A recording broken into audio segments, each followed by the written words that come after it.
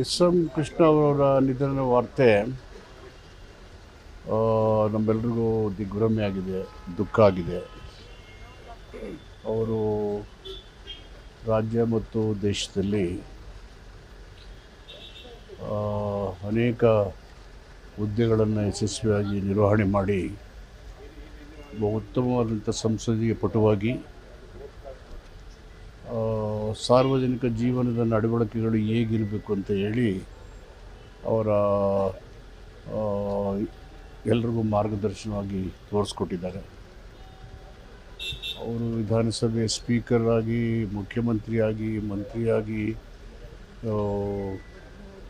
ಕೇಂದ್ರದ ಮಂತ್ರಿಯಾಗಿ, foreign minister ಆಗಿ, ಎಕ್ಸ್ಟರ್ನಲ್ ಅಫೇರ್ಸ್ ಮಿನಿಸ್ಟರ್ ಆಗಿ, ರಾಜ್ಯಪಾಲರಾಗಿ ವಿವಿಧ ಹುದ್ದೆಗಳನ್ನು ಅಲಂಕರಿಸಿ ದೇಶಕ್ಕೆ, ರಾಜ್ಯಕ್ಕೆ ಅಪಾರವಾದ ಕೊಡುಗೆ ಕೊಟ್ಟಿದ್ದಾರೆ.